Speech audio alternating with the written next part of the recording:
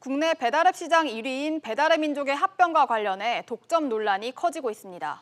한진과 이세들은 800억 원에 달하는 상속세를 못 내겠다고 나섰습니다.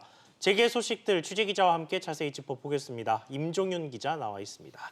자, 임 기자, 먼저 배달의 민족 합병 논란부터 좀 짚어보겠습니다. 예. 민주당과 노동계에서 반대를 하고 있다던데 이유가 뭡니까? 예, 표를 하나 보시면 설명을 좀 들으시면 조금 이해하시기가 쉬우실 것 같은데 표를 좀 보여주실까요? 예, 표를 보시면 1위 업체가 좀 배달앱 시장 1위 업체가 배달의 민족이죠, 55%. 그다음에 2위가 요기요 33%. 그다음에 마지막 3위가 배달통이 10%입니다. 여기서 요기요와 배달통 2위와 3위 업체는 독일의 딜리버리 히어로라는 회사가 이미 소유하고 있는 회사죠. 그러니까 이 세 회사가 합쳐지게 되면 한 회사, 즉 독일의 딜리버리 히어로라는 이 회사가 우리나라 배달앱 시장을 100%를 이제 장악을 하게 된다는 겁니다. 그러니까 이 세 회사가 하나가 되면 배달앱 시장을 독점하게 되고, 예를 들어 수수료가 지금보다 더 오를 수 있다 이렇게 되는데, 그 피해가 소비자, 소상공인들한테 고스란히 미칠 수 있다라는 게 앞서 말씀하신 대로 민주당과 노동계가 반대하는 이유인데요. 예. 그래서 공정거래위가 합병 승인 여부를 심사를 할 때 이를 감안하라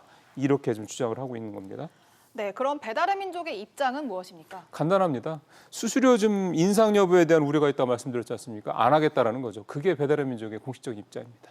네, 그런데 일부에서는 이 최근 배달앱 시장에 워낙 많은 사업자들이 네. 뛰어들다 보니까 뭐 독점이 아닐 거다 뭐 이런 식의 분석도 있습니다. 예, 역시 좀 표를 하나 좀 보시면 설명을 좀 드리겠습니다. 지금 실제로 경험을 해보신 분들도 많으실 텐데, 음식 배달 서비스를 하는 데가 앞서 말씀드린 배달업 업체들만 있는 게 아닙니다.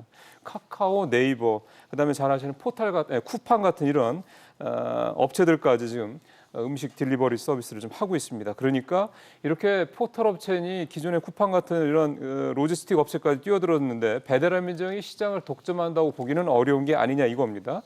그만큼 시장의 경계가 점점 모호해지고 있어서 배달의 민족이 합병을 한다고 그래서 시장을 독점하는 게 아니다라는 그런 주장이 스타트업계를 중심으로 이렇게 나오고 있습니다. 예. 그래서 이번 논란의 지금 이면에 이런 주장도 있다는 부분도 좀 말씀드리고 싶은데요. 배달앱 자체에 대한 불만이 지금 그만큼 커져 있다라는 점입니다. 무슨 소리냐면 배달앱이 외식업 시장에 변화를 가져온 거는 맞는데, 소비자들에게는 음식값 인상이라는, 그리고 자영업자들에게는 수익성 악화라는 결과를 가져왔다라는 이런 불만들이 이번 논란의 밑에 깔려 있다, 이런 해석입니다. 네, 이번엔 한진과 상속세 논란 이야기로 한번 넘어가 보겠습니다. 한진과 이세들이 이 상속세가 부당하다면서 소송을 제기했다고요? 예, 이게 벌써 2년 전 얘기입니다. 이 뒤늦게 좀 알려진 건데요. 지난 2년여 가까이 소송이 좀 진행돼 왔던 거고요. 왜 이런 상황이 벌어졌는지 간단히 좀 설명을 좀 먼저 그래도 드려야 될 것 같은데요. 2018년 4월에 구세청이 한진그룹 창업주죠, 고 조중훈 명예회장의 스위스 계좌, 파리 부동산 등 9개 재산의 상속 신고가 제대로 이루어지지 않았다. 그리고 고인의 계좌에서 2002년에 580억 원, 5천만 달러입니다. 이게 뭉칫돈이 인출됐다라고 확인을 했다면서 이 두 가지를 합쳐서 보시는 것처럼 상속세 852억 원을 부과를 합니다. 이게 신고를 안 했다라는 거죠.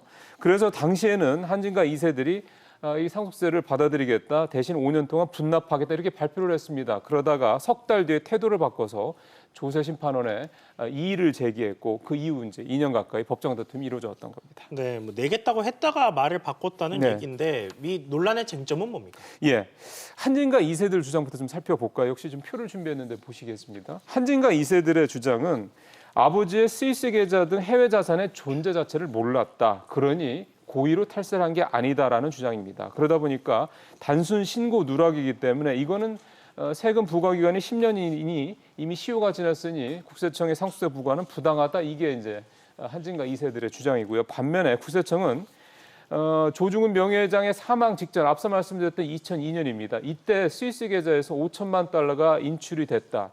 이 인출을 했던 거는 당연히 고 조영 회장 등 이세일 거다. 그러니 당연히 이런 돈이 있었다라는 거를 이미 알았다라는 겁니다. 그래서 고의로 신고를 안 한 게, 신고를 누락한 게 맞다라는 주장을 하고 있고요.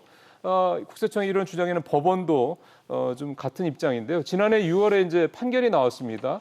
그때 해외 기자 미신고 혐의에 대해서 구세청이 검찰 고발에 대해서 법원이 혐의가 입증된다면서 한진과 2세들에게 40억 원의 벌금을 선고를 했습니다. 그러니까 국세청과 한국사법부는 이거에 이제 이 신고가 고의로 누락됐다라는 것을 좀 받아들이고 있는 건데요. 이번 건을 최종 결정하는 게 조세심판 국무총실사나 조세심판원인데 조세심판원은 이제 2년여간의 이 소송을 이제 마치고 이달 안에 결과를 좀 내놓을 것으로 알려지고 있습니다. 네, 임 기자 이야기 잘 들었습니다.